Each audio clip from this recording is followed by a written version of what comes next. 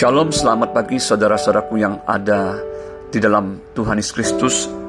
Pagi ini kita kembali bersama-sama merenungkan satu bagian firman Tuhan dengan judul Mencapai Garis Akhir, terambil dari 2 Timotius 4 ayat 7. Demikian bunyi firman Tuhan. Aku telah mengakhiri pertandingan yang baik, aku telah mencapai garis akhir, dan aku telah memelihara iman. Saudara, ada banyak referensi ayat di dalam Perjanjian Baru yang menyatakan bahwa kehidupan orang percaya di bumi ini seperti sebuah pertandingan yang harus diselesaikan dengan baik. Misalnya di dalam 1 Korintus 9 ayat 24-25 yang berbunyi demikian. Tidak tahukah kamu bahwa dalam gelanggang pertandingan semua peserta turut berlari, tetapi bahwa hanya satu orang saja yang mendapat hadiah? Karena itu larilah begitu rupa sehingga kamu memperolehnya. Tiap-tiap orang yang turut mengambil bagian dalam pertandingan menguasai dirinya dalam segala hal. Mereka berbuat demikian untuk memperoleh suatu mahkota yang fana, tetapi kita untuk memperoleh suatu mahkota yang abadi. Demikian juga dalam Ibrani 12 ayat 1 dikatakan, karena kita mempunyai banyak saksi, bagaikan awan yang mengelilingi kita, marilah kita menanggalkan semua beban dan dosa yang begitu merintangi kita, dan berlomba dengan tekun dalam perlombaan yang diwajibkan bagi kita. Rasul Paulus dengan jelas dan lugas berkata bahwa ia telah mengakhiri pertandingan yang baik, dia telah mencapai garis akhir, dan ia telah memelihara iman. Tentu saja yang dimaksudkan oleh Rasul Paulus bukanlah pertandingan yang biasa di gelanggang atau stadium olahraga, tetapi sebuah pertandingan di wilayah rohani atau spiritual yang berhubungan dengan iman seseorang. Di bagian lain Rasul Paulus berkata bahwa perjuangan kita bukanlah melawan darah dan daging, tetapi melawan pemerintah, penguasa, penghulu dunia yang gelap ini, yaitu roh-roh jahat di udara. Efesus 6 ayat 12. Saudara, ketika kita menyadari bahwa hidup ini adalah sebuah pertandingan iman, maka tentu saja kita tidak mau hidup dengan ceroboh dan tanpa perjuangan serta tujuan yang jelas.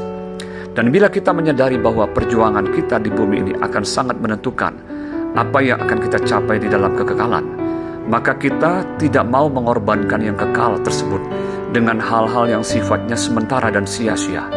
Misalnya kita tahu bahwa dosa dan segala kesenangannya akan membawa kepada kematian kekal dan maut, maka kita harus menolaknya dengan tegas, dan kita tidak mau terus terjerat olehnya, yang pada akhirnya ketika buahnya menjadi matang, maka akan membawa kepada kebinasaan. Yakobus 1 ayat 15. Di dalam 2 Timotius 4 ayat 7 yang kita baca hari ini, kita menemukan ada 3 kata kerja kunci yang diungkapkan Rasul Paulus agar setiap orang percaya dapat mencapai garis akhir, yaitu kemenangan iman di dalam Yesus Kristus. Yaitu yang pertama, berjuang atau bertanding dengan baik dan penuh semangat, agonizomai.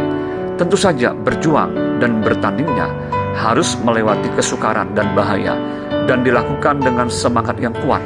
Setiap kita yang menjadi pengikut Kristus selama di bumi ini, kita juga harus mengikuti cara hidup guru agung kita yang telah rela mengorbankan dirinya demi keselamatan umat manusia.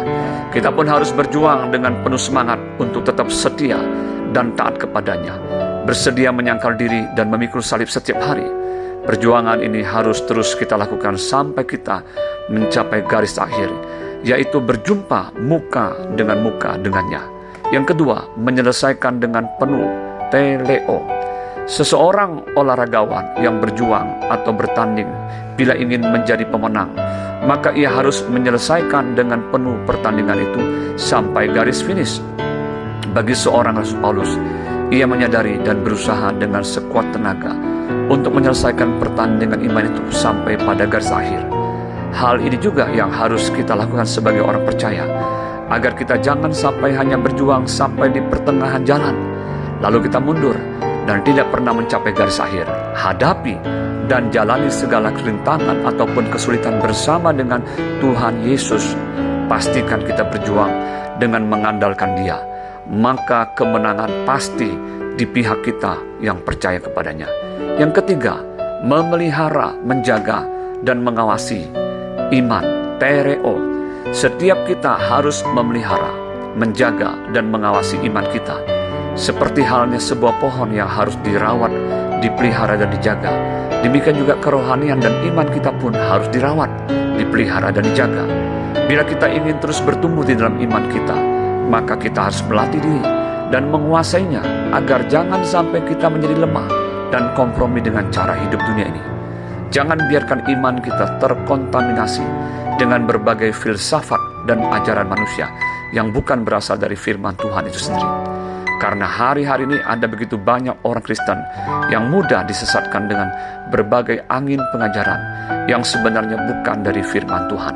Tidak sedikit orang yang kandas imannya dan terseret ke dalam kesesatan tersebut. Saudara, melalui renungan ini, marilah kita terus berada di dalam jalurnya Tuhan dan berjuang sampai garis akhir dengan cara menjaga hidup kita dan iman kita untuk tetap berpaut dan percaya kepada Yesus Kristus sampai kita suatu saat berjumpa dengannya muka dengan muka di dalam kekekalan. Selamat pagi, selamat beraktivitas. Tuhan Yesus memberkati. Shalom.